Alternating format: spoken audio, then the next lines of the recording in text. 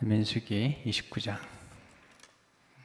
1절에 보시면 일곱째 달에 이르러는 그달 초하루에 성회로 모이고 아무 노동도 하지 말라. 이는 너희가 나팔을 불 날이니라. 일곱째 달은 이스라엘의 달력으로 신년입니다. 신년, 새해. 새해가 되면 나팔을 부는데 이걸 나팔절이라고도 얘기합니다. 보통 이스라엘 백성들은 이제 나팔을 언제 부냐면 주로 전쟁이 났거나 또는 적군이 왔을 때 불기도 하고요. 또 특별한 절기가 찾아오게 되면 나팔을 불게 되어 있습니다. 특별히 신년을 맞이하면 나팔을 불면서 아주 중요한 절기를 알리죠. 그러니까 나팔을 불고 나서 9일이 지나면 10일이 되는데 7월 10일은 속죄일입니다. 속죄일 가운데서도 대속죄일이라는 대속죄일. 그러니까 날마다 속죄를 드리지만 그 중에서도 한 하루를 정해서 큰 속죄일로 드리게 되죠. 대속죄일로 드리고, 그리고 이제 7월, 그러니까 신년 15일이 되면 초막절이 시작됩니다. 초막절, 아주 중요한 절기죠. 초막절, 6월절, 그리고 오순절이라고 그러죠. 칠칠절, 그리고 이제 초막절이라고도 하기도 하고 장막절이라고도 하기도 합니다. 이 절기가 굉장히 중요한 절기예요. 그러니까 이스라엘 민족들은 주로 이 세 절기를 가장 중요하게 여겼죠. 그 절기를 중심으로 모든 것들이 이제 움직여지는 거죠. 하나님 그렇게 역사하셔서 이렇게 이스라엘 백성들로 하여금 유월절과 오순절 그리고 장막절을 늘 기억하며 지나간 과거에 하나님 베푸신 은혜를 기억하고 그 은혜를 기억함으로써 오늘 직면하고 있는 어려운 문제들에 대한 하나님의 확신을 갖고 또 미래에도 하나님께 베푸실 은혜를 생각하면서 이 절기를 드리게 되어 있죠. 그래서 오늘은 이제 이 말씀은 이스라엘 백성들이 이제 신년을 맞이해서 하나님께 이제 제사를 드리고 그리고 이제 뒤에 보면 이제 속죄일, 그냥 속죄일이 아니고 대속죄일 나오고 그 다음에 이제 초막절이 이제 전개가 되는데 오늘은 속죄일까지 아마 아침에 다루면 되겠다 생각이 되죠. 하나님은 이제 신년을 주시죠. 매년. 그리고 또 세 달 초하루, 그달 초하루 하나님 이렇게 강조를 하시는 것을 보게 되죠. 오늘 이제 하나님 앞에 예배를 드리고 제사를 드릴 때 하나님께서 일정한 지침을 내리죠. 이것은 반복되는 의식이에요. 반복되는 의식인데 굉장히 중요해요. 하나님께서 이스라엘 백성들을 예배할 때 일정한 순서와 절차를 따라 예배를 드리게 하는데 이걸 규례라고 그러죠. 그런데 이것은 하나님이 일정하게 정확한 지침을 내려주시죠. 우리가 보통 이제 전통적인 예배를 드릴 때 우리는 이제 찬송하고 또 교동문을 함께 낭송하고 그리고 사도신경을 암송하고 그리고 이제 말씀을 듣고 헌금을 드리고 이렇게 우리가 볼 때 늘 루틴하게 반복되는 것 같지만 이게 굉장히 중요한 거예요. 굉장히 중요한 거죠. 하나님께서 일정한 규례를 가지고 우리를 하여금 그 안에 빠져 들어갈 수 있도록 그냥 저절로 빠져 들어갈 수 있도록 별로 생각지 않았지만 빠져 들어가 있는 이것이 굉장히 중요한 것이죠. 하나님께서 그렇게 이제 일정한 그 예배 드리는 형식을 규례나 형식을 정해놓고 그렇게 하게 하시는 거잖아요. 이런 것도 굉장히 중요합니다. 이것을 미철이란 말도 쓰는데 예를 들면 식사하기 전에 우리가 함께 기도한다. 또 잠자기 전에 기도한다. 이것들이 늘 있게 되면 그냥 반복하지만 그것들이 삶을 만들어가는 것을 보게 되죠. 아침에도 이제 제가 봤어요. 옆에 기도하는 분이 장로님이든 집사님이든지 오시면 이렇게 약수를 하죠. 약수가 굉장히 중요한 거예요. 이걸 의식이라고 그러는데 그냥 악수하는 것 같지만 악수하는 순간에 저는 집사님을 장로님을 사랑합니다. 그리고 존중합니다. 이런 그냥 한 순간이지만 서로 악수하고 눈을 맞추고 또 손을 잡아주는 것 또는 그냥 쉽게 안녕하세요. How are you? I'm fine. And you? 무의식적으로 나오는 것 같지만 이것들이 우리 삶을 형성하는 데는 아주 중요한 역할을 하는 거죠. 교회 와서 함께 찬송을 부르는 그 순간 별로 의식하지 않지만 의식 속에 빠져 들어가는 거죠. 이걸 우리는 이제 예배를 드릴 때 굉장히 중요한 의식 절차, 의례식이죠. 그러나 그 안에 들어가는 게 너무너무 중요한 거예요. 결혼식 굉장히 중요한 거예요. 또 뭐 요즘은 결혼식을 하는데 세상에 바뀌어서 줄이 없이 하더라고요. 자기네끼리 결혼을 해요. 자기네끼리 얘기를 하고요. 뭐 이 시대가 바뀌어서 이해는 되지만 그러나 참 걱정이 많이 되죠. 그러니까 어떤 일정한 우리 삶 가운데 주어지는 이런 의식이나 의례들이 우리 삶을 만들어가는 거죠. 그런 것들이 이제 오늘 우리가 하나님께 드리는 예배 가운데 아주 중요한 역할을 하게 되죠. 그러니까 이제 신학에 오게 되면 성탄절, 또 부활절, 그리고 또 성령 강림절 이렇게 나오죠. 일단 절기를 통해서 우리 삶이 이렇게 만들어가죠. 우리 같으면 이제 예를 들자면 생일을 지키잖아요. 굉장히 중요한 절기예요. 의식이죠. 우리 삶 가운데 우리 삶을 이 땅에 보내신 하나님을 기억하고 감사하는 거죠. 그리고 우리를 낳아주신 부모님께 감사하는 거죠. 또는 결혼기념일, 또 우리 교회로 가는 창립기념일. 이게 굉장히 루틴한 것 같지만 그렇지 않아요. 또는 교회에서 드리는 임직식, 구약에 보면 제사장들을 임직할 때는 임직식, 목사 안수식 이런 것들은 루틴한 것 같지만 굉장히 중요한 역할을 우리 삶 속에 하는 거죠. 요즘 이제 뭐 시대가 바뀌니까 너무 그런 거 형식을 무시하는데 형식을 무시하는 것 같아도 사실 굉장히 중요한 형식들이 우리 삶 속에서 우리도 모르게 자리 잡고 있다는 것을 보게 되죠. 그런 면에서 이제 구약에 나와 있는 하나님께서 이런 의식들과 예배의 절차들을 예비하신 것이 얼마나 중요한가를 알고 배우는 것이 굉장히 중요하다는 생각이 들죠. 우리가 볼 때는 그냥 무의식적으로 나오는 것 같은 것. 그러나 그 속에 굉장히 놀라운 일이 있는 거죠. 춤을 춘다.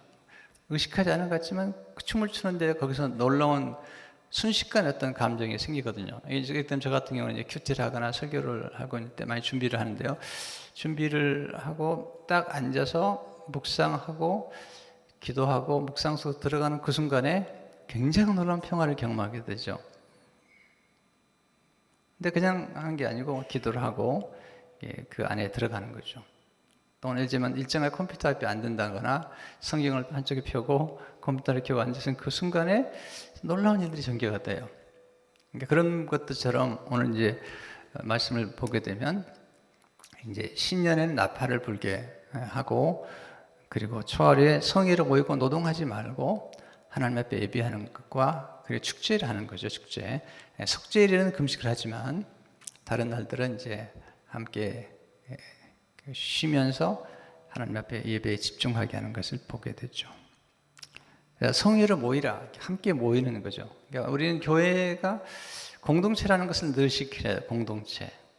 이제 보면 교회 생활할 때 어떤 분들은 개인적으로만 그렇게 생활하는데 사실 건강한 공동체를 위해서는 자신을 위해서는 반드시 공동체가 필요해요. 공동체가 굉장히 중요한 역할을 하게 되죠. 성회로 모이고 함께 모이고 이걸 강조를 하게 되잖아요. 그러니까 우리가 예수님께서 우리에게 주기도문을 가르칠 때 우리에게 일용할 양식을 달라고 기도하잖아요. 우리에게. 이것은 내기가 아닙니다. 그러니까 항상 우리가 기도할 때도 나만을 먹는 게 아니에요. Give us our daily bread라고 그러는데 그냥 나만 먹는 게 아우라 말을 썼어요. 아우라 말을 썼어요. 때문에 식사를 할 때도 공동체가 모여서 함께 식사도 하기도 하고 스몰 그룹으로 식사하는 것처럼 그렇기도 하고, 또 뒤에 가서 이제 속죄에 관해서 말씀드리겠지만 거기서도 기도할 때 우리가 우리에게 죄 지은 자를 용서한 것처럼, 내가가 아니에요, 우리가. 그래서 특별히 공동체 안에서는 음식을 나 혼자 먹는 것만 중요한 게 아니에요. 함께 먹는 거죠. 함께 먹고 함께 서로 용서를 구하고 함께 이렇게 살아가는 것들이 아주 중요한 역할을 하는 거죠. 근데 이제 초하루에, 신년 초하루에 드리는 이제 예물에 대해서 2절에 나오죠. 너희는 수송아지 한 마리와 순양 한 마리와 1년 되고 흠 없는 순양 7마리를 여호와께 향기로운 번제로 드릴 것이며. 3절, 그 소재로는 고운 가루에 기름을 섞어서 쓰되 수송아지에는 10분의 3이요 순양에는 10분의 2요. 4절, 어린 양 7마리에는 어린 양 한 마리마다 10분의 1을 드릴 것이며. 여기서 이제 하나님 앞에 예배를 드릴 때 그냥 드리는 게 아니고 소중한 예물을 드리는데 아주 값비싸기도 하고요. 그리고 아주 정성 어린, 흠 없는, 쉽게 가면 최상의 것을 하나님 앞에 드리는 것이죠. 우리가 하나님 앞에 나왔을 때 굉장히 중요한 자세는 뭐냐면 우리가 하나님을 섬기는 거죠. 우리는 하나님으로 하여금 우리에게 섬기라고 그러죠. 하나님을 가둬놓는 것, 이게 우상이죠. 그리고 집에 가둬놓고 우상 만들어 놓고, 그리고 그 우상 앞에서 얘기하는 거죠. 내가 시키는 대로 하라는 거예요. 우상에게. 신은 신인데 그렇게 만들어 놓은 거죠. 내가 시키는 대로. 내가 뭐 달라고 하면 달고, 그리고 내가 죄를 져도 눈 감고 있고, 이렇게 스스로가 만드는 신이에요. 이게 위험한 거죠. 이 우상이 이렇게 나쁜 거예요. 우상은 내가 시킨 대로 하라는 거예요. 신은 신인데 내가 시키는 대로 하는 거죠. 그래서 하나님이 그 크신 하나님을 거기다 가둬놓고 그렇게 하나님이라고 말하는 것을 가장 싫어하시는 거잖아요. 하나님을 우리가 섬기는 거죠. 우리에게 은혜를 주시고 축복하신 하나님을 섬기는 거고 하나님께 예물을 드리는 건데, 하나님께서 이스라엘 백성들을 이제 365일 동안 예배를 드리잖아요. 상번제라는 것은 아침에 드린 제사와 저녁에 드린 제사, 거기에다가 이제 여러 소나 양이나 염소나 이런 예물을 드리고, 그리고 소제라고 그러죠. 곡식으로 드린 예배와 거기에 감람나무가 있고, 그리고 전제라는 것은 이제 포도주를 부어서 드리는 거죠. 이런 것들이 이제 함께 하나님 앞에 드려지는데, 이스라엘 백성들을 하나님께서 이렇게 예배하는 민족으로 만드신 이유가 있어요. 그래서 하나님을 예배하고 하나님의 축복과 도우심을 따라 살라는 거예요. 또 하나 놀라운 것은요, 이렇게 예배를 잘 드리려면 가난해서는 드릴 수가 없어요.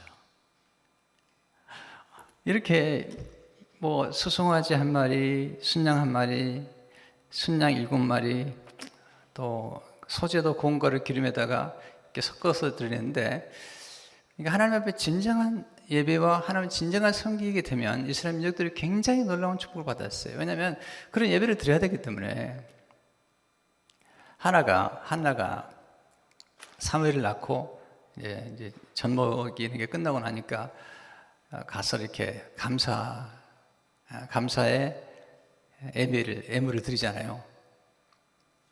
이거 쉽지 않습니다. 뭐 소가 5마리다. 이거 쉽지 않습니다.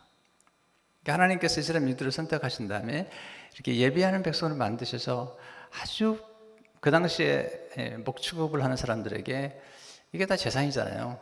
이 귀중한 재산들을 드리게 하고 헌신하게 하는 것은 이렇게 예배를 잘 드림으로 하나님의 놀라운 축복을 받는 그런, 그러니까 영적인 축복뿐만 아니라 그 물질적이고 환경적인 축복도 받았던 거예요. 왜냐하면 그래야지 모든 민족을 축복하게 되는 축복의 통로가 되고, 내가 머리가 될지언정 꼬리가 되지 아니하고 모든 민족이 구워질지언정 구지 아니하고 이렇게 말씀하신 거죠. 그러니까 하나님 앞에 예배를 잘 드리면서 하나님이 정하신 이런 예물들을 수송아지, 순양, 또 순양 7마리, 또 순염소 이렇게 드리려고 하면은 이스라엘 민족 전체가 함께 공동체적인 축복을 받아야 되기 때문에 이스라엘 민족들이 옛날에 보면 하나님을 정말 섬기게 되면 굉장히 많은 축복을 누리게 되고요.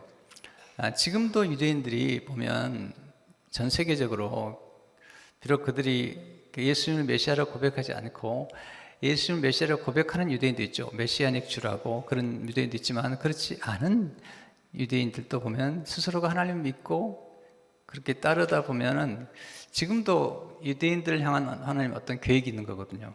근데 굉장히 이렇게 성경에 나와 있는 것처럼 많은 물질적인 복을 받아가지고 지금 세계를 움직이는 거죠. 미국에도 보면은 그 유대인들 가운데 빌 게이츠나 또 저거보거나 뭐 이런 분들이 지금 뭐 엄청난 일들을 벌이고 있는 거죠. 사실은요. 물론 하나님께서 가난한 사람들에게는 뭐 애물들 비둘기를 바치기도 하고 더 없으면 소재를 바치기도 했지만 하나님께서 이스라엘 민족 전체로 하여금 이렇게 인도하신 것은 하나님의 그들의 삶을 놀랍게 축복하시는 거죠. 애굽을 떠날 때 하나님께서 그냥 떠나게 하지 않아요. 창세기 보게 되면 약속하죠. 이방에 가서 그들이 400년 후에 나올 때 많은 재물을 이끌고 나올 것이다. 그렇게 얘기를 하시죠. 그 재물 어디다 썼죠? 소나 양이나 염소나 수많은 금이나 은이나 이런 모든 것들을 가지고 나왔을 때 그들이 하나님을 예비하는 데 써요. 그리고 성막을 세우는 데 써요. 나중에 성전을 지은 데 써요. 근데 하나님께서 그렇게 하심으로 엄청난 복을 주시는 거죠. 예를 들자면 다윗 같은 경우에 하나님 앞에 성전을 드리고 싶어 했잖아요. 하나님께서 허락하지 않죠. 솔로몬. 근데 다윗의 때 엄청난 축복을 해주세요. 그래서 다윗이 성전을 짓도록 충분한 것들을 준비하고 그리고 이제 떠나는 거죠. 여러분, 우리 인생은 씨를 뿌리는 거예요. 날마다 씨를 뿌리고요. 근데 씨를 뿌릴 때 좋은 씨를 심으면 반드시 좋은 열매를 맺게 돼 있어요. 나쁜 씨를 뿌리잖아요. 반드시 나쁜 열매를 맺게 돼 있어요. 근데 좋은 씨를 씌웠을 때 우리가 다 거두는 게 아닙니다. 우리가 거두는 게 아닙니다. 우리가 심지만 다른 사람이 거둘 수도 있고 그 다음에 우리 자녀가 거둘 수도 있고 우리 후대가 거둘 수가 있는 거예요. 지금 이 건물도 이디오피아 교회에 쓰고 있지만 이 건물을 지었던 분들이 계시잖아요. 그분들이 이디오피아 교회가 이 교회를 샀고 지금 우리도 혜택을 누리고 있는 거죠. 그처럼 우리가 이제 성전을 지을 때도 마찬가지죠. 우리가 짓지만 우리 후세들이 계속 혜택을 누리는 거죠.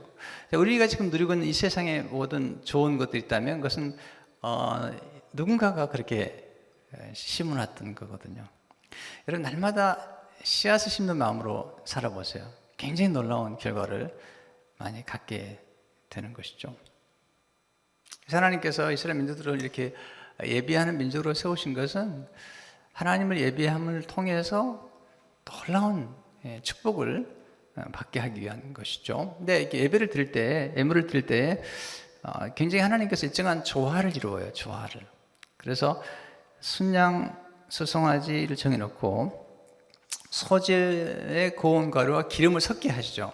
그리고 수송아지는 소재와 기름을 섞되 10분의 3을 섞고 순양은 10분의 2를 섞고 어린 양 7마리는 어린 양 한 마리마다 10분의 1을 드릴 것이며 일정해 보세요. 이게 일정한 하나님의 예배를 드릴 때도 그냥 하나만 드린 게 아니라 소재와 또 기름과 또 어떨 때는 이제 전제라고 그러죠. 그 하나님께 부어드린 전제와 이것도 이렇게 조화를 이루어서 하나님께 예배를 드릴 수 있도록 그렇게 하는 거죠. 인생은요 아름다운 조합이 이루어져야 돼요. 뭐든지 그 조합이 이루어질 때 이렇게 아름다워지는 것처럼 하나님께 예배를 드릴 때도 예물을 드릴 때도 이렇게 조합을 이루고 있는 거죠. 그래서 그냥 드린 게 아니죠. 하나님 정하신 대로 수송아지 또 순양 또 순양 흠없는 순양 7마리 하나님께서 정해진 양이 있는 거죠. 어린 양 그래서 하나님께서 그의 조화를 이루라고 그러잖아요. 우리가 색상이 있잖아요. 여러 가지 색상이 있는데 색상은 딱 세 가지 색상을 가지고 섞어서 만드는 거예요. 기본 색상에다 섞어서 만드는 것처럼 하나님께서 우리가 예배를 드릴 때 이렇게 아름다운 조화를 이루어서 예배를 드리고, 음식도 마찬가지잖아요. 음식도 이렇게 일정한 좋은 음식들을 보면은 이렇게 조합을 이루어 가지고 이렇게 음식을 서로 나누는 것을 보게 되죠. 그러면서 교회도 마찬가지죠. 교회는 공동체고 아름다운 조화를 이루어서 우리 각 사람에게 주어진 일들이 있는 거고요. 그런 조화를 잘 이루는 지혜가 필요한 것이죠. 근데 5절에 보시면 또 너희를 속죄하기 위하여 순념소 한 마리로 속죄제를 드리되 그 달의 번제와 그 서제와 상번제와 그 서제와 그 전제 외에 그 규례를 따라 향기로운 냄새로 화제로 여호와께 드릴 것이니라. 향기로운 화제란 말을 썼는데 하나님 앞에 드린 예배가 향기로워야 된다. 네, 하나님 앞에서 향기로운 예배를 드리도록 하나님께서 말씀을 하고 계시고요. 여기 특별히 보게 되면 속죄제를 드리는데 이스라엘 민족들이 예배를 드릴 때마다 꼭 제사를 드릴 때마다 속죄제를 드리게 돼 있어요. 왜 그럴까요? 왜 예배를 드릴 때마다, 예물을 드릴 때마다 속죄제를 드리고 또 상번제로 아침에 한 번, 저녁에 한 번 드리고, 뿐만 아니라 이제 1년에 한 번씩은 대속죄를 정해가지고 이스라엘 백성 전체의 죄를 대속하고, 그리고 성막에 더러워진 것들, 더러워진 부분들을, 성막과 지성소의 모든 더러운 부분들을 피로 이렇게 속죄하는 일을 하는 걸까요? 그 이유는 간단하죠. 인간은 죄인이라는 거예요. 우리 모두는 죄인이라는 거예요. 우리 모두는 죄인이기 때문에 늘 본인의 죄를 기억하고 날마다 죄를 속죄하고 살아가라는 거예요. 날마다요, 날마다. 왜냐하면 어떤 분은 죄라는 것을 이렇게 쌓아두는 분이 계세요. 몰아가지고 한꺼번에 청소하지 말라는 거죠. 예배 드릴 때마다 우리는 죄인이라는 사실을 알아야 돼요. 제가 보면 믿음 생활 잘하고 행복한 가정을 이루는 사람들은요, 간단해요. 본인이 죄인이라는 사실을 철저하게 아는 사람들이에요.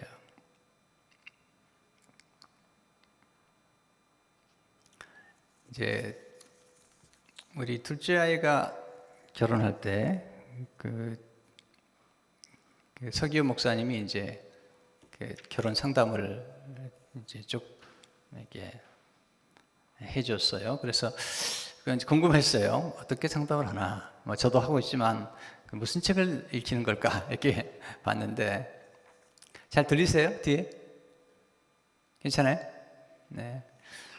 근데 그 책 가운데 데이브 하비가 쓴 책을 이렇게 읽히더라고요. 그러면서 이제 하는데, When sinners say I do, 죄인 두 사람이 I do 라고 말할 때, 그러니까 결혼이라는 것은 두 사람이, 두 주인이 만나가지고 연약하고 부족한 두 주인이 만나가지고 살아가는 게 결혼이라는 거예요.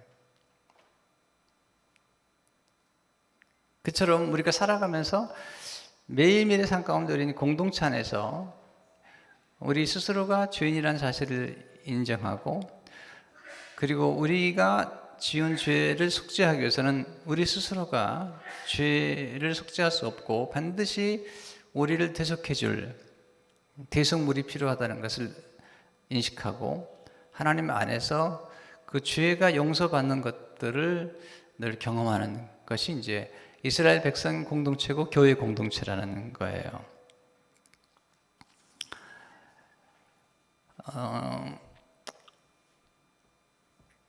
행복한 가정에는요, 행복한 가정, 행복한 공동체는 공통적인 게 있습니다.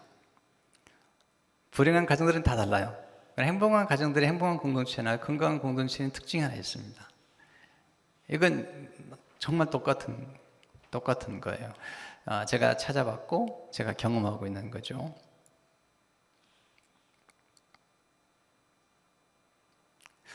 문제는 이제 이런 거죠.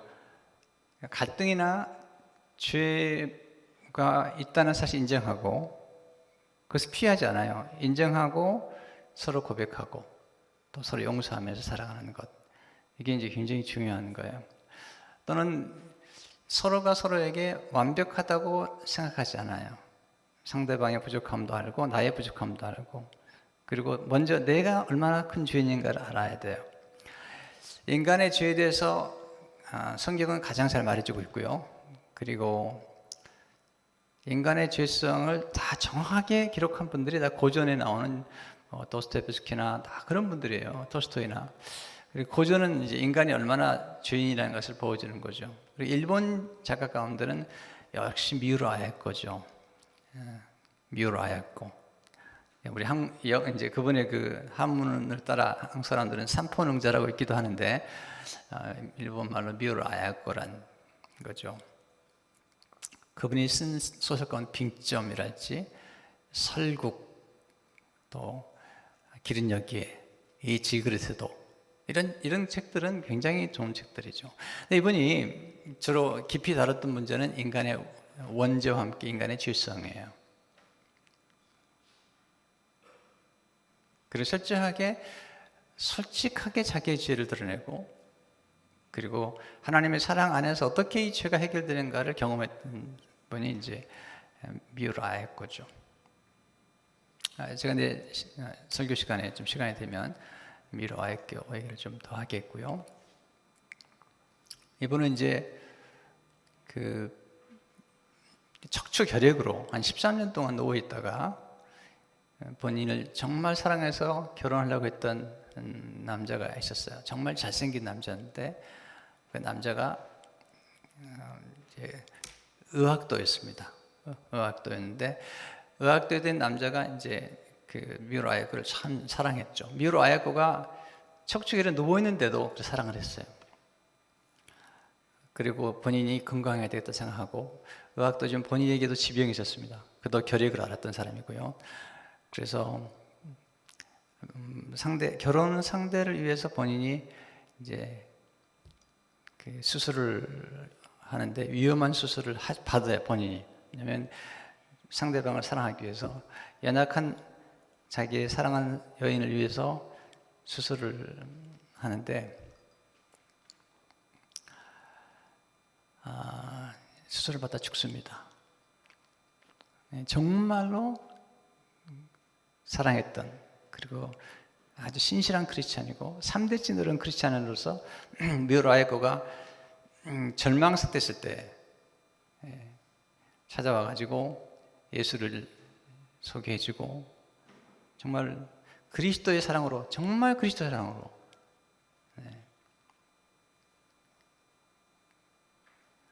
그렇게 사랑했던 분이죠. 미우라 아야코가 나중에 얘기하잖아요. 그 남자는 정말 동정이었다. 어떤 여자도 관계를 갖지 않았던 순수한 사람이었고, 그런데 이제 죽죠. 그리고 정말 사랑의 글들을 남기고 죽죠. 그런데 이제 그 남자가 죽은 후에 어느 날 문병으로 어떤 한 남자를 만나는데, 그가 이제 미우라 미스유라는 사람이에요. 보니까 너무 놀랐어요. 세상을 떠난 이전 그 남자친구, 결혼을 약속했던 약혼녀와 너무 똑같은 남자인 거예요. 정말 똑같은 남자인 거예요. 정말 잘생기고 정말 좋은 신앙을 가진 사람을 만난 거죠. 근데 처음 만났을 때 이전 자기랑 사랑했던 그 남자, 결혼 안 하고 약혼했지만 이제 그 남자의 그 유골을 항상 머리에 띄고 살았어요. 그리고 사진과 함께 그걸 이제 미우라 아야코가, 미우라 미츠오가 보죠. 그리고 이제 늘 이렇게 병문안 하다가 결국 이제 결혼을 하게 돼서 병약한 그 미우라 아야코를 평생 동안 돌봅니다. 평생 동안 돌봅니다. 네. 놀라운 사랑의 스토리죠. 근데 이제 미우라 아야코는 이제 굉장히 그 매력적인 여자 같아요. 얼굴이 잘생기지는 않지만 정말 매력적인 여자여서 병상에 누워있는 동안에도 여러 남자가 찾아옵니다. 그리고 결혼하기 원하고 아주 아주 특별한, 아마 글을 너무 잘 써서 그러지 않았는가 생각이 돼요. 근데 이 결혼을 나중에 시작해서 아주 창고 같은 방을 개조해가지고 이제 결혼 생활을 시작을 하죠. 근데 정말 순종하는 여자였어요. 나중에 이제 평생 동안을, 나중에는 그 미라이크가 파킨슨병에 걸리니까 그 글을 쓸 수 없어요. 몸이 너무 안 좋으니까. 그러니까 이제 그 남편 미우라 미치오가 다 글을 옆에서 이제 대필해주고, 나중에는 말도 잘 수 없다고 그래요. 77세 돌아가셨는데, 근데 결혼한 다음에 이제 남편과 가끔 어떤 이견이 있을 때 남편이 한마디만 하면 무조건 순종했다고 그래요. 그리고 남편을 그렇게 존중했다고 그래요.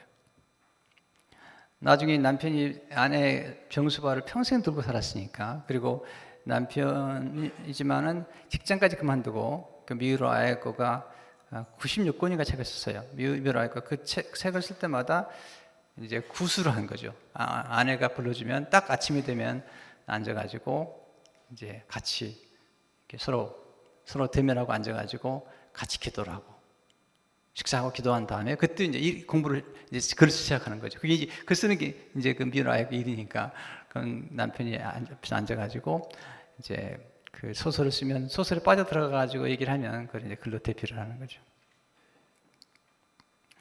나중에 사람들이 묻죠. 어떻게 그렇게 병상에 있는 그런 아내를 사랑하시던지. 그리고 첫날 밤 결혼해가지고 첫날 밤을 자는데 아내가 몸이 약하니까 첫날 밤도 서로 떨어져 잡니다. 나중에 얘기합니다. 미라이가 글을 썼는데, 비록 잠자리는 같이 하지 않아도 첫날 밤에 키스라도 했을 줄 알았는데 그건 하지 않았다. 자기의 건강을 위해서 그렇게 하지 않았다. 아주 절제된 삶을 살았던 사람들이고요. 물론 나중에 뭐 그런 부부관계 전혀 없었던 건 아니지만은, 나중에 이제 그 미우라 아야코의 남편이 내 아내 미우라라는 책을 썼는데, 거기 보면 정말 그 아내도 남편도 잘했지만 나중에 묻지 어떻게 그렇게 사랑할 수 있었냐 그랬더니, 미우라 아야코의 남편 미우라 미치오가 사실은 제가 아내를 사랑하고 잘해준 게 아니라 아내가 내게 정말 잘해줬던 것입니다. 아내는 한 번도 내게 불순종한 적이 없습니다. 빙점이란 게 당선이 돼가지고 천만 엔을 받았습니다. 1000만 엔. 그 당시 그분이 집을 하나 이제 융자를 지었는데, 집을 하나 지었는데 2층 집을, 그게 50만 엔이었습니다. 근데 빙점이라는 소설이 당선됐는데 아사히신문에서 그게 그 당시에 1000만 엔이었습니다. 지금으로 말하면 엄청난 돈입니다. 그 당시에 50만 엔짜리 집이 아주 잘 지었는데 그것을 뭐 수십 채 지을 수 있는 그런 돈이었잖아요. 그래서 이제 어머니 집을 지어드리고 또 헌금도 하고 그랬는데, 이제 남편에게 그 미우라 아야코가 부탁하죠. 그 당시에 이제 막 텔레비전이 나올 때니까 칼라 텔레비전 하나 갖고 싶다고. 그런데 남편이 노합니다. 그러지 말라고. 때로는 엄격했던 것 같아요. 남편 굉장히 정말 좋은 분인데, 그때 미우라 아야코가 절대로 순종합니다. 남편의 말에 정말 존중했고 평생 동안. 그리고 가끔 남편과 이견있을 때 조금 섭섭하거나 화가 나면 그 아내는 정말 겸손하게 침묵했다고 그래요. 그런데 그 남편이 하는 고백이, 본인이 약간 화가 나 있을 경우에는 아내는 침묵했고, 그 침묵한 모습이 마치 깊은 산 속의 고요함 같았다. 깊은 산 속의 숲속의 고요함 같았다. 그렇게 함으로써 이제 그런 감정들을 완전히 순종한, 남편에게 순종하는 그런 자세를 가졌다는 거죠. 그렇기 때문에 미우라 미치오가 내가 아내를 섬긴 것이 아니라 정말 아내가 저를 그토록 사랑해줬고 그토록 존중해줬고 그토록 감사했다는 거야. 항상 감사했어요, 남편에게. 그렇게 남편을 존중하고 남편의 말이라면 절대적인 순종을 했던 사람이 뮤라와였고 였다는 거죠. 근데 이제 결혼한 지 얼마 안 돼가지고 조금 한 번은 남편과 약간의 다른 의견이 있었는데, 보통 힘들면 5분 정도의 침묵이면 다 해결이 됐던 뮤라와이프가 그날 조금 힘들었나 봐요. 10분 정도 걸린 거죠. 그리고 그날 글 하나 써가지고 자기가 머무는 그 천정 위에다가 써놨습니다. 뮤라와이프가 늘 눈을 볼 수 있도록, 나는 죄인입니다. 나는 죄인입니다. 그것을 넣으면 볼 수 있도록, 늘 볼 수 있도록, 그렇게 살면서 남편과 함께 수많은 사람들을 치료하고, 지금도 미국에 전 세계 한 103군데 정도의 뮤라와이프 책을 읽는 그룹이 생겼고, 지금도 돌아가시지만 1년에 50만 권 정도의 책이 팔린다고 그래요. 대단한 거죠. 수많은 사람이 감동을 줬고, 그리고 그렇게 몸이 아픈 중에도 늘 감사했어요. 그러면서 몸이 아프고 나중엔 대장암, 수많은 병을 앓으셨는데 나중에 파킨슨병 걸렸는데, 그럴 때마다 이렇게 고백하더라고요. 자기를 하나님 너무 사랑하신다는 거예요. 왜냐하면 남이 맛보지 못하는 것들을 많이 맛보게 해주셔서, 그리고 그와 함께 놀라운 선물을 주셨다는 거죠. 마음의 평화. 뮤라와이프가 이제 인간이 가진 원죄성을 어떻게 보냐면, 남의 실수나 잘못은 크게 생각하지만 자기 것은 크게 생각하지 않는 것, 거기로부터 그분은 인간의 질성을 봅니다. 저는 맞다고 생각합니다. 정말 놀라운 통찰력을 생각해요. 그분 인터뷰할 때 그렇게 얘기했더라고요.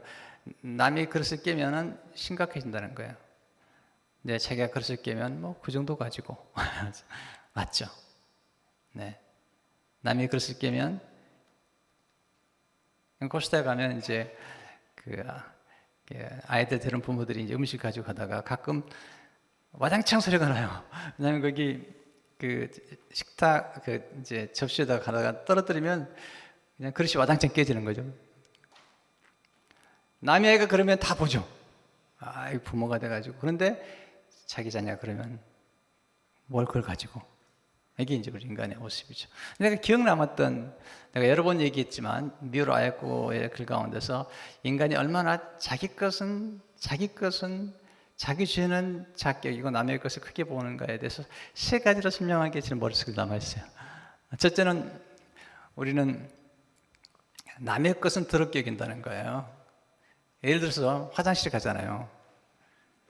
며칠 전에도 화장실 갔는데 우리 사무실에 누군가가 제 앞서서 큰 걸 좀 보셨더라고요. 큰 걸 보시고 내리질 않으셨어요. 기본이 안 돼 있는 거야. 봤으면 내려야 되는데 안 내려가지고 시간이 지나면서 약간 물까지 들었어요. 약간 물들었어요. 보니까.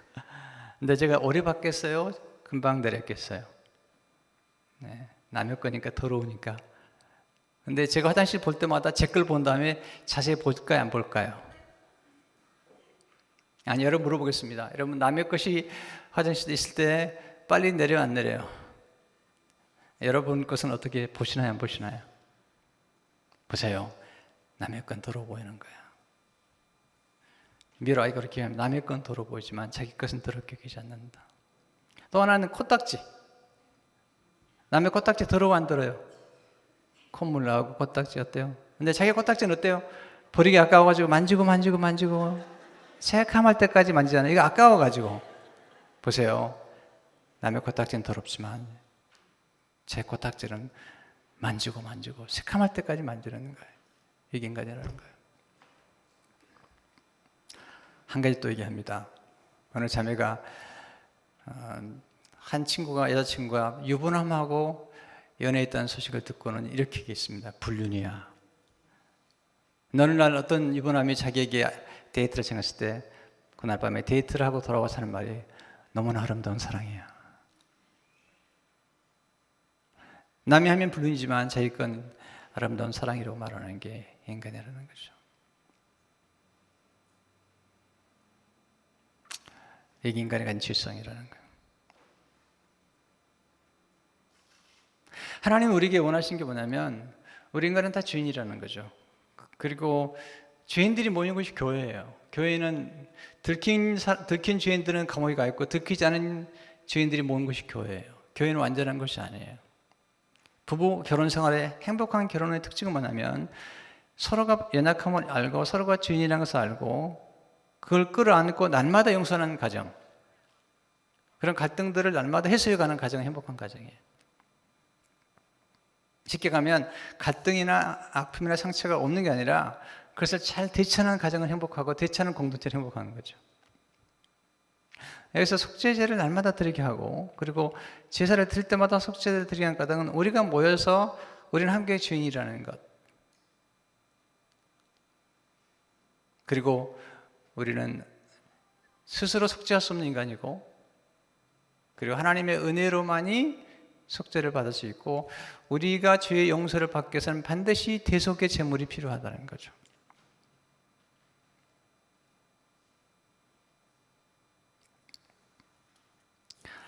그래서 이제 오늘 DP를 보게 되면 이렇게 날마다 하나님 앞에 속죄제를 드릴 뿐만 아니라 히브리서 보면 날마다 서서 제사를 드렸다고 그랬어요. 근데 1년에 한 번씩은 전 공동체가 모여서 속죄하라는 거죠. 이제 그게 7절에서 11절의 말씀인데 그 드리는 제물은 비슷해요. 7절에 11절에 보면 일곱째 달 열흘날에는 너희가 성회를 모을 것이요 너희의 심령을 괴롭게 하며 아무 일도 하지 말 것이니라. 너희는 수송아지 한 마리와 아까 드렸던 예물과 비슷해요. 순양 한 마리와 1년 된 순양 7마리를 다흠 없는 것으로 여호와께 향기로운 번제로 드릴 것이며 그 소재로는 고운 가루에 기름을 섞어서 쓰되 그 송아지 한 마리는 10분의 3이요 순양 한 마리는 10분의 2요 어린 양 7마리는 어린 양 한 마리마다 10분의 1을 드릴 것이며 속죄제와 상번제와 그 소제와 그 전제 외에 순염소 한 마리를 속죄제로 드릴 것이니라. 이게 이제 대속죄일에 드리는 건데 이 속죄일에 관한 자세한 내용은 집에 가시면 읽어보시면 좋겠는데 레위기 16장과 레위기 23장에 나와 있어요. 레위기 16장 23장에 보게 되면 자세한 대속죄일에 어떤 일이 벌어지고 있는가를 알게 되죠. 그날은 이제 이스라엘 전 민족의 죄와 그리고 심지어 대제사장의 죄도 다 하나님 앞에 속죄하고 그리고 그날은 피를 흘려서 이렇게 단에 뿌리는데 그 당시에 성막에 있는 곳곳을 청소를 하는 거죠. 우리 집을 청소하듯이 하는 것처럼 피를 뿌려서 이렇게 속죄를 하는 거죠. 어토먼트라고 그러는데 그래서 정결케 하는 일을 하는 거죠. 그런 것처럼 하나님께서 1년에 한 번씩은 전 이스라엘이 모여서 하나님 앞에 전 민족의 죄를 회개하고 전 민족의 죄를 대속하는 일을 하는 것입니다.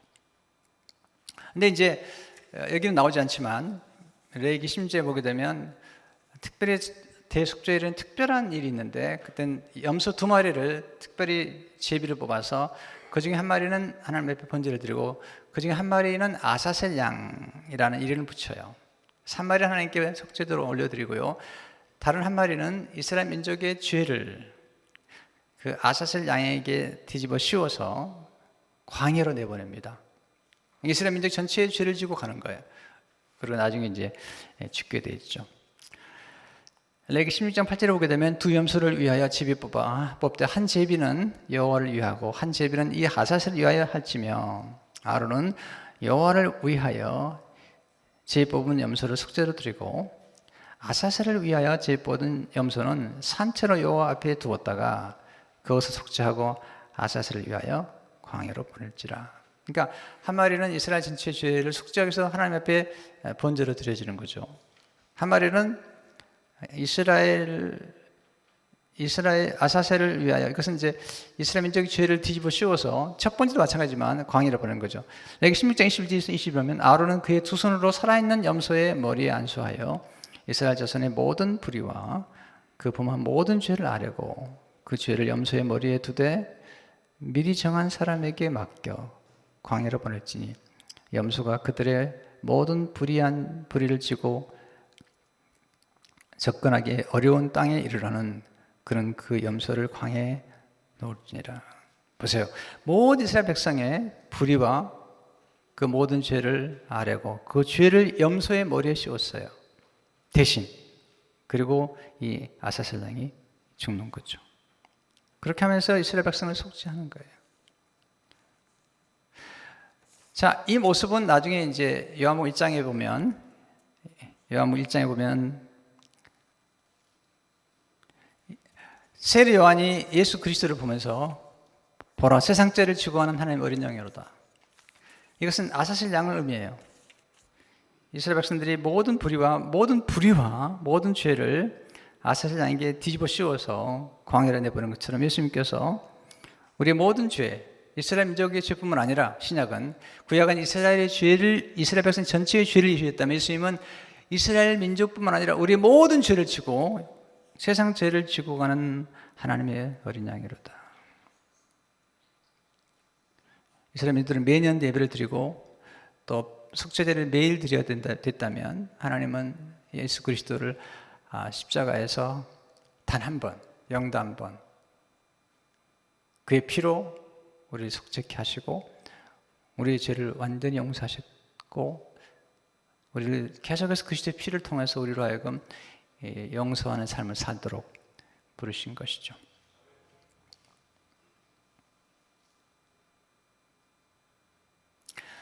신앙의 진정한 변화는 이런 거예요. 내가 죄인이라는 사실 알 뿐만 아니라 우리 모두가 죄인이라는 사실 알 뿐만 아니라 우리 스스로가 우리를 깨끗하게 할 수 없고 하나님께 도움을 받아야 된다는 사실을 알 뿐만 아니라 우리 신앙의 성취감이 이런 거죠. 다른 사람의 죄를 크게 보는 게 아니라 나의 죄를 크게 보는 거죠. 예수님 말씀하시잖아요. 왜 내 눈에 있는 들보를 보지 못하고 왜 남의 눈에 있는 티를 보느냐, 이런 거죠. 신앙이 깊어져 가면 그런 거예요. 나의 죄를 크게 여기는 거예요. 그리고 남의 죄는 작게 여기는 거예요. 그리고 용서하는 거예요. 결혼생도 마찬가지잖아요. 행복한 가정은 뭐죠? 남편과 아내가 서로 내가 죄인이라는 거예요. 미로 아이코가 그렇게 좋은 분이잖아요. 근데 그 좋은 남편과 살면서도 본인 죄성을 알고 천장에다가 나는 죄인입니다, 이렇게 써놓고 날마다 살았던 거예요. 그리고 남편을 공경하고 섬기고 그 남편은 이 아내를 위해서 평생 동안 사랑했던 거죠. 이게 이제 그 예수 그리스도를 만났던 미우라 아야코와 미우라 미치오가 살았던 삶의 모습이, 우리도 그런 모습들을 닮아가면 좋겠다 라는 생각을 하는 거죠. 근데 우리에게는 예수 그리스도가 오셨잖아요.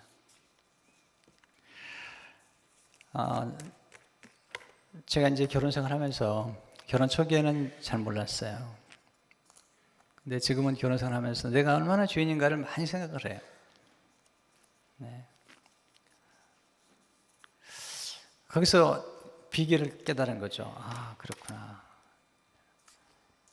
그러니까 상대방의 죄는 작게 여기고 아름다운 점을 크게 여기는 것, 이게 신앙의 성숙의 모습이고요. 여러분 모든 사람이 죄인인 것도 아니고요. 예수 믿고 난 다음에 보면 모든 사람 속에는 놀라운 아름다움이 있는 거예요. 놀라운 아름다움과 놀라운 가능성이 있는 거예요. 예, 그걸 봐야 돼요. 근데 우리가 범죄하고 타락하게 되면 다른 사람이 있는 죄만 보여요. 다른 사람이 있는 아름다움 보이잖아요. 이게 은혜가 떨어지면 그래요. 은혜를 받게 되잖아요. 그러면요, 다른 사람에 있는 아름다운 모습이 눈에 들어오기 시작해요.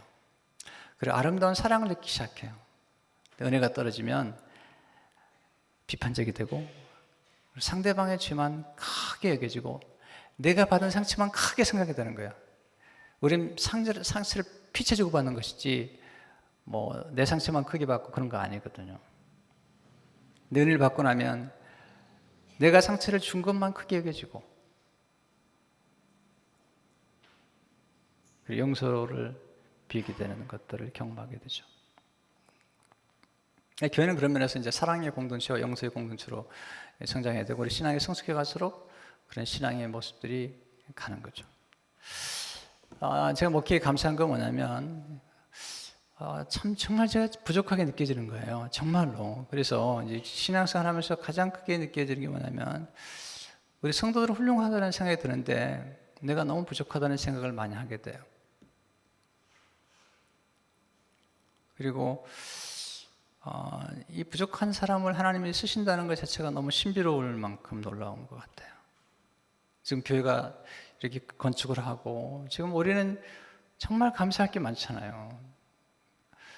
교회가 이렇게 모여지고 어려운데 교회가 모여지고 또 성전 건축하는 게 올라가는 걸 볼 때마다 다음 주 토요일 날 우리가 보겠습니다만은 한번 가보시면 놀라워요. 지금 거의 다 거기 나왔는데 놀라워요.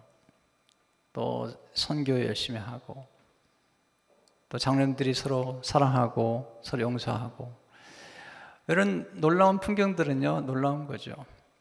제 집에서 이제 셀들이 모이지만 이제 격주로 저희 집에서 요즘 방학이지만 모이는데 다 놀래요. 밖에서 목사님 얘기하면 어떻게 목사님 집에서 장로님들이 모이냐고, 네. 권사님들 모여서 교제를 하냐고. 놀라운 풍경들이죠, 사실은요. 그래서 생각해보면 정말 제가 받은 애가 크거든요. 또 좋은 부목사님들을 만나가지고 전사를 만나가지고 함께 일하는 게 얼마나 감사한지 몰라요. 근데 내 자신의 부족함을 많이 느끼죠. 근데 감사한 건 그런 거죠. 이런 거죠.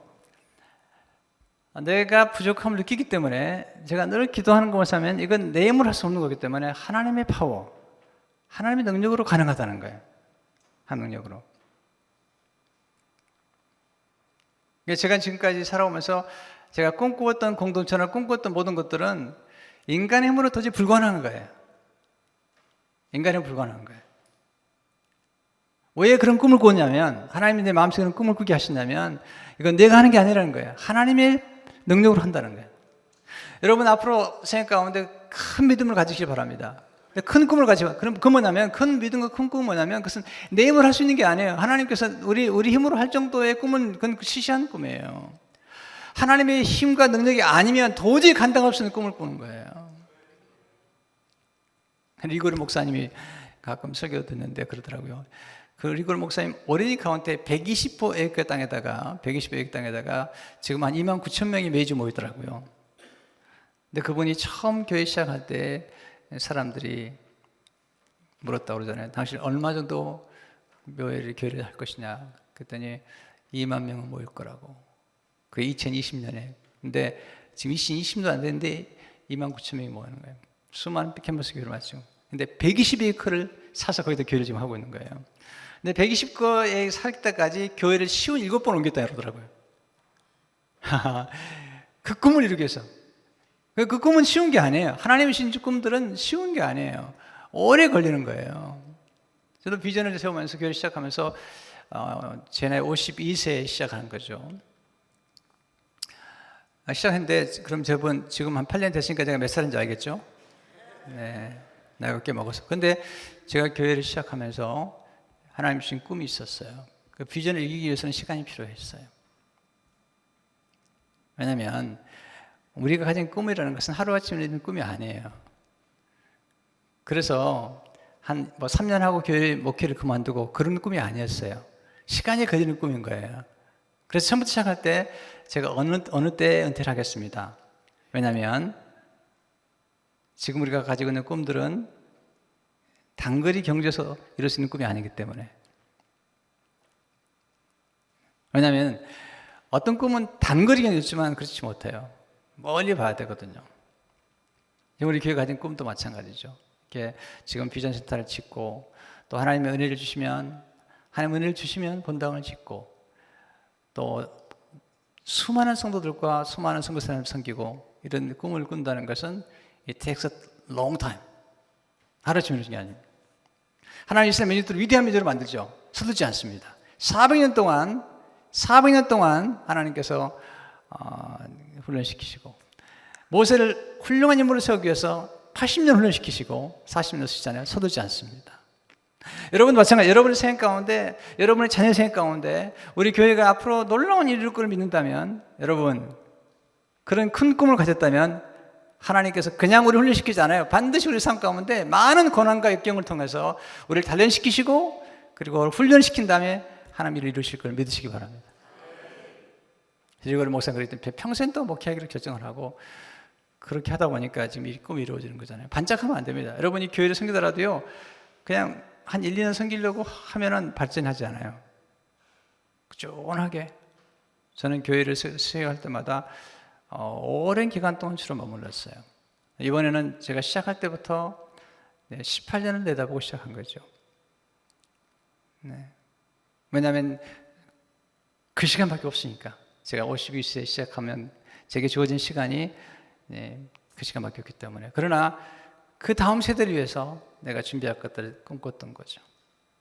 하나님 이스라엘 민족들을 그렇게 키웠어요. 그래서 이스라엘 민족들을 위대하게 만들어 갖고 죄인 된 그들을, 예배를 드릴 때마다 속죄제를 드리게 만들었던 그들을 위대한 민족으로 만들었고 축복의 통로를 만들었던 거죠. 시간이 많이 갔죠. 오늘은 짧게 하기로 결심을 하고 올라왔지만 여전히 안 되는군요. 성도 여러분, 오늘 말씀 가운데 하나님의 은혜를 받고 정말 평생 동안 하나님의 은혜에 감사하고, 그리고 은혜가 풍성해서 상대방이 저는 작게 보이고 상대방들의 아름다움 크게 보이고 내 죄가 크게 느껴지면서 그리함으로 나를 십자가 돌아가신 예수님을 날마다 찬양하는 우리 모두가 되시길 주의 이름으로 축원합니다.